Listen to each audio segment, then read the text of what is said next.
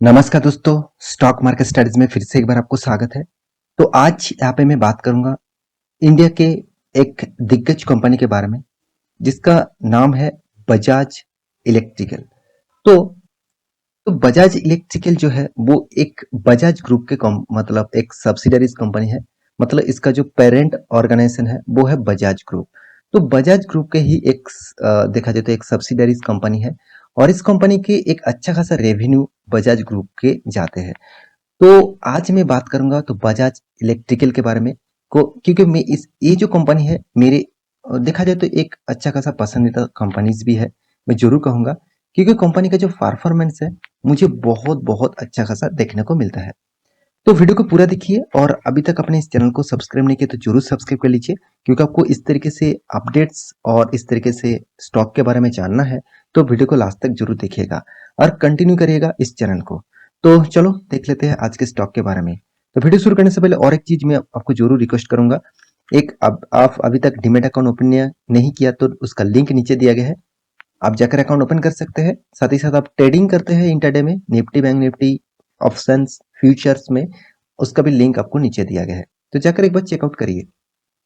तो सबसे पहली बात, कंपनी के जो चार्ट पैटर्न है वो सबसे पहले आपको दिखाना चाहूंगा, क्योंकि देखिए कंपनी अराउंड आप 6 मंथ तक देखेंगे तो कंपनी ने तो 8% तक लॉसेस दिया, एक मंथ में भी 11% तक लॉसेस दिया और एक साल में करीबन करीबन 13% तक कंपनी ने लॉसेस दिया। तो 5 साल की हालत क्या देखिए, 5 साल में कंपनी में पॉजिटिव। देखिए एक साल तक और आप ज्यादा से ज्यादा आप अगर 100 शेयर्स भी ढूंढ लेंगे ना, 100 शेयर्स में आपको अराउंड 90 शेयर्स देखने को मिलेगा लॉसेस में है। बाकी 10 शेयर आपको शायद पॉजिटिव में दिखे, मगर बाकी 90 शेयर्स नेगेटिव में होगा।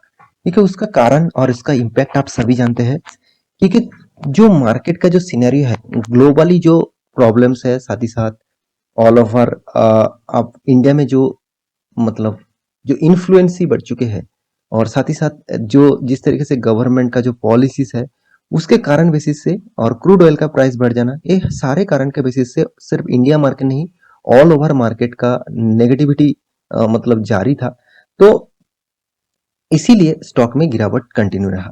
अभी देखने मैक्सिमम चार्ट पैटर्न दिखा दूं तो देखिए यहाँ पे आपको नजरिया कुछ चेंज हो गया। 1350% का रिटर्न आपको कंपनी दे चुके हैं। तो इसमें इतना शानदार आपको रिटर्न दिया कंपनी में, देखिए टोटली धीरे धीरे धीरे धीरे करके अप 10 जैसा परफॉर्मेंस है। तो इस कंपनी के ऊपर बहुत सारे दोस्तों ने कमेंट किया सर इस कंपनी के ऊपर एक वीडियो बना के दीजिएगा डिटेल्स में, कि इस कंपनी के ऊपर मुझे कंटिन्यू करना चाहिए कि इस कंपनी से मुझे निकल जाना चाहिए। तो चलो वो आपको पूरा डिटेल्स यहाँ पे दिखा देता हूँ। तो देखिए सबसे पहले मैं कंपनी के वेबसाइट एक बार विजिट करके आपको दिखा देता हूँ कंपनी कौन सा फील्ड में काम कर रहा है। देखिए आप बजाज इलेक्ट्रिकल के जो प्रोडक्ट्स है, आप कूलिंग सिस्टम जो जिसको आप मतलब एयर कूलर भी बोल सकते हैं और साथ ही साथ एयर कंडीशन भी बोल सकते हैं, इस तरीके से कंपनी का जो प्रोडक्ट्स है जैसे आयरन्स, बहुत घरों में शायद इस कंपनी का आयरन है, मेरे घर में भी है। तो देखिए ये नहीं कह रहा कि मेरे घर में है तो इसलिए मैं स्टॉक के ऊपर निवेश करके रखा, तो ये मैं नहीं कहूंगा। कंपनी के फाइनेंशियल परफॉर्मेंस और कंपनी का बिजनेस मॉडल मुझे बहुत शानदार लगता है। कंपनी का देखिए जो जिस तरीके से ग्राइंडर है, जो मिक्सर ग्राइंडर है वो भी इसी कंपनी बनाते हैं। साथ ही साथ आप देखेंगे तो कंपनी देखिए बहुत सारे लाइट्स, जैसे अभी बहुत सारे मॉडिफिकेशन लाइट्स जो चाइना में पहले मार्केट को इंडिया को सिखाया, उसके बाद इंडिया खुद ही बनाना स्टार्ट कर दिया। तो इसका लाइट का भी बिजनेस, मतलब इस तरीके से लाइट भी मैन्युफैक्चरिंग कंपनी करते हैं। तो कंपनी के जो बिजनेस मॉडल्स है वो एक्चुअली देखा जाए तो फ्यूचर ओरिएंटेड बेसिस ही है, क्योंकि कंपनी जो फील्ड में काम कर रहे हैं वो बहुत शानदार है। और आप बजाज ग्रुप को तो जानते ही है, साथ ही साथ बजाज इलेक्ट्रिकल के प्रोडक्ट्स अपने बहुत जगह पे आपको देखने को मिल सकता है। तो ये कंपनी किस तरीके से फ्यूचर में आपको ग्रोथ दे सकते हैं वो जानना सबसे ज्यादा इंपॉर्टेंस होते हैं। देखिए फ्यूचर तभी आपको दिखेगा जब कंपनी के फंडामेंटल के साथ साथ कंपनी का फाइनेंशियल रिपोर्ट स्ट्रांग होगा। तो सबसे पहले मैं फाइनेंशियल रिपोर्ट के बारे में चला जाता हूँ। तो इस बार कंपनी ने फाइनेंशियल रिपोर्ट में किस तरीके से परफॉर्मेंस किया वो सबसे पहले आपको दिखा देता हूँ। तो देखिए कंपनी का जो फाइनेंशियल रिपोर्ट है मैं उसी के ऊपर आ चुका हूँ। तो यहाँ पे जो कंपनी का जो फिगर है आप देखेंगे तो अराउंड लाखों में है। तो देखिए कंपनी ने जो टोटल इनकम किया इस बार अराउंड 1 लाख 35,000, जो पिछले बार था 1,33,000, पिछले साल में था 1,28,000। इसका मतलब कंपनी ने एक अच्छा खासा जंप किया खुद का बिजनेस को। तो एक बड़ी पॉइंट सामने आया कि कंपनी ने इनकम को जंप किया। अभी देखना है एक्सपेंस को कितना कंट्रोल किया। देखिए टोटल एक्सपेंस के बारे में बात करूँ तो 1,28,000 जो पिछले क्वार्टर में था 1,25,000, पिछले साल में था 1,20,000। इसका मतलब कंपनी का जो एक्सपेंस है वो भी कंपनी यहाँ पे कंट्रोल में लेके आया। अभी देखना है कंपनी टैक्सेस पे करने के बाद हाथ में किस तरीके से प्रॉफिट आया। देखिए कंपनी ने टैक्सेस पे तो किया, कंपनी का जो टैक्सेस है उसको तो पे करना पड़ा और एडजस्टमेंट होके कंपनी के हाथ में जो प्रॉफिट आया, net profit for the period, वहां पे थोड़ा सा चेंजिंग देखने को मिला। जैसे 4,433 लाखों में है, अराउंड आप कहेंगे कि 44 करोड़ का टोटल प्रॉफिट हुआ। जो पिछले क्वार्टर में कितना था 5,221, अराउंड आप राउंड फिगर में देखेंगे तो 52 करोड़ का प्रॉफिट हुआ। जो प्रॉफिट हुआ था पिछले सालों में तो बहुत शानदार प्रॉफिट था अराउंड 56 करोड़ का। तो यही नजरिया थोड़ा सा मुझे नेगेटिविटी लगा। नेगेटिविटी में नहीं कहूंगा, कंपनी में इस तरीके से डेटा तो हमेशा चलते रहते हैं, तो इसी के कारण बेसिस में स्टॉक में थोड़ा सा प्रेशर अभी भी क्रिएट हुआ हुआ है।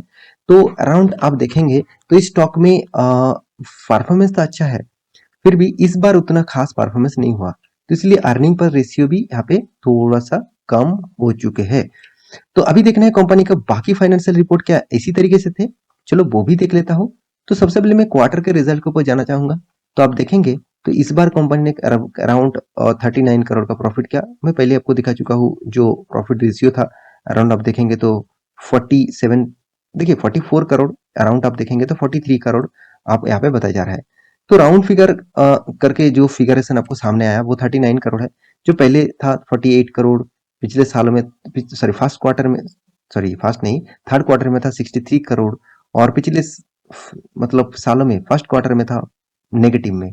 तो कंपनी कुछ नेगेटिविटी कुछ पॉजिटिविटी इस तरीके से कंपनी परफॉर्मेंस कर रहा है। अभी तक देखा जाए तो कंपनी का परफॉर्मेंस उतना स्ट्रांगली पॉजिटिव नहीं है, क्योंकि कंपनी देखिए हर साल में कंपनी प्रॉफिट को शानदार करते थे। सिर्फ लॉकडाउन पीरियड में कंपनी ने लॉस किया था, और वो भी छोटा मोटा लॉस, सिर्फ 9 करोड़ का। उसके बाद 2021 में 191 करोड़ का प्रॉफिट किया, 2022 में 129 करोड़ का प्रॉफिट किया। देखिए कंपनी ये नहीं कि कंपनी आपको रिटर्न खराब दिया, जबरदस्त रिटर्न दिया। अराउंड आप रिटर्न देखेंगे तो 20 से 25% तक रिटर्न कंपनी आपको दिया हुआ है। तो सर इस साल में आप परफॉर्मेंस देखकर घबरा जाएंगे तो ऐसे कुछ बात नहीं, साल भर में तो चलते रहेंगे, क्योंकि इस तरीके से डेटा आपको हमेशा बताता है कि कभी भी खराब सिचुएशन में आए तो आपको ज्यादा से ज्यादा लॉन्ग टर्म पीरियड में कंपनी किस तरीके से परफॉर्मेंस किया वो देखना चाहिए। तो जो कंपनी लॉन्ग टर्म में अच्छा परफॉर्मेंस किया, मगर अभी भी फ्यूचर में कंपनी वो ही उसी तरीके से परफॉर्मेंस कर सकते हैं। देखिए इसका कोई गारंटी नहीं है कि वो इस फिगर हमेशा रहेगा, इस फिगर चेंजिंग भी हो सकते हैं, नेगेटिव भी आ सकते हैं, तो वो डिपेंड करते हैं कंपनी के ऊपर। तो कंपनी के बाकी डिटेल्स के बारे में बात करूं तो कंपनी एक मिड कैप टाइप कंपनी है, 11,400 करोड़ का इसका मार्केट कैप है, और कंपनी का पी रेशियो आप देखेंगे तो 85.8% इसका पी रेशियो है। मतलब आपको 1 रुपया कमाने के लिए करीबन करीबन 85 रुपया आपको देना पड़ा है। तो कोई मतलब अच्छी बात तो नहीं है। फिर भी देखिए कंपनी का return of equity, return of capital employed थोड़ा सा वीक पॉइंट में है। तो इंडस्ट्रीज पी रेशियो के बारे में बात करूं तो कंपनी का पी रेशियो खुद का पी रेशियो से इंडस्ट्रीज पी रेशियो कम है। कंपनी की एक चीज मुझे सबसे जो अच्छा लगा, कंपनी एनुअली इनकम 129 करोड़ का इनकम तो किया, मगर कंपनी का जो डेप्थ है वो ना के बराबर है। कंपनी का जो डेप्थ ऑफ इक्विटी है वो 0.05% का डेप्थ है, बहुत बहुत कम डेप्थ है। तो कुछ पॉइंट्स कंपनी के बहुत शानदार है, जैसे कंपनी का हाथ में कैश भी 871 करोड़ का है। देखिए जिस कंपनी का इनकम करीबन 120-30 करोड़ है और उसका हाथ में करीबन करीबन 900 करोड़ तक कैश होना कोई छोटी मोटी बात नहीं है, बहुत अच्छी बात यहाँ पे माना जाता है। और एक चीज, कंपनी का अर्निंग पर शेयर उतना खास नहीं है, मगर कंपनी का डेटोस डे, कंपनी का इन्वेंटरी डे और साथ ही साथ कंपनी का वर्किंग कैपिटल डेज, तीनों के तीनों अच्छी जगह पे देखने को मिला, एक एवरेज लेवल में देखने को मिला। अभी देखने कंपनी आपको एक्स्ट्रा बेनिफिट्स क्या दिया, तो कंपनी के एक्स्ट्रा बेनिफिट के हिसाब से कंपनी डिविडेंड आपको हर बार देते आए हैं। सिर्फ पिछले 2022 में जो जिस बार कंपनी का लॉस हुआ था उसमें डिविडेंड नहीं दिया, और 2021 में भी डिविडेंड नहीं दिया। इस बार कंपनी आपको डिविडेंड अनाउंसमेंट कर चुके हैं, आप देख सकते हैं कंपनी आपको 3 रुपया डिविडेंड देने वाला है। तो वो भी कौन सा डेट में देगा उसके लिए आपको एनुअल जनरल मीटिंग होगा, उसके बाद आपको डिसाइड किया जाएगा कौन से डेट में आपको डिविडेंड मिलेगा। तो देखिए कंपनी के बाकी पैरामीटर दिखा दूं तो कंपनी आपको स्प्लिट भी दे चुके हैं, कंपनी आपको बोनस भी एक बार दे चुके हैं 1:1 के रेशियो में 2007 में। तो ये था कंपनी का इंफॉर्मेशन। सिर्फ एक चीज आपको मेजर करना होगा, कंपनी का कर्जा धीरे धीरे कम हो रहा है, साथ ही साथ कंपनी का रिजर्व धीरे धीरे ग्रोथ हो रहा है। ये दोनों पॉइंट आपको इस कंपनी के ऊपर फ्यूचर में अच्छा खासा ग्रोथ जरूर देखने को मिलेगा। और तीसरी बात, कंपनी के इन्वेस्टर जितने सारे हैं वो आप देखेंगे तो देखिए पहले एफआईएस के पास 5.44% होल्डिंग था, वो अभी खुद का शेयर बढ़ा के अभी बन चुके 10.64%। जो डीआईएस के पास 10% होल्डिंग था, अभी वो बढ़ के बन चुके 12%। पब्लिक के पास 21% होल्डिंग था, अभी बन चुके 14%। और प्रोमोटर तो पहले जितना था उतना ही प्रोमोटर के पास होल्डिंग देखने को मिला है। तो इसका मतलब इस कंपनी में कुछ तो पॉजिटिविटी हो रहा है, जिसके कारण इंस्टीट्यूशन उसका माल खुद धीरे धीरे करके बढ़ा रहा है। तो मेरे हिसाब से इस कंपनी के ऊपर आप फोकस रखिए। और चार्ट पैटर्न के हिसाब से बता रहा है कि इस कंपनी में अभी तक एक बहुत बड़ा स्ट्रॉन्ग लेवल को टच कर रहा है बहुत बार। जैसे यहाँ पे एक बार सपोर्ट लिया, यहाँ पे 2 बार सपोर्ट लिया, यहाँ पे एक बार लिया और यहाँ पे फिर से एक बार लिया। तो मेरे हिसाब से इस लेवल अगर ब्रेक करते हैं नीचे की तरफ से तो एक फॉल आउट देखने को मिल सकता है। और अगर ऊपर तरीके से जाएंगे तो एक अपटेन जैसा मूवमेंट देखने को मिलेगा, क्योंकि यहाँ पे जो ट्रेंड लाइन है, आप यहाँ पे ट्रेंड लाइन देखेंगे तो इस लेवल को अगर ब्रेक करते हैं तो एक बहुत अच्छा खासा मूवमेंट दिखेगा। तो आप इन्वेस्टर के हिसाब से सोचिए, अगर आपको इस कंपनी के ऊपर निवेश करना है तो कंपनी में कोई खराबी नहीं है। हाँ, तो थोड़ा सा वीक पॉइंट, 2-4 वीक पॉइंट्स है, तो उस वीक पॉइंट को आप मतलब एक्सेप्ट कर सकते हैं तो इस कंपनी के ऊपर रहिए, नहीं तो और भी बहुत सारे कंपनीज है उसके ऊपर आप जा सकते हैं।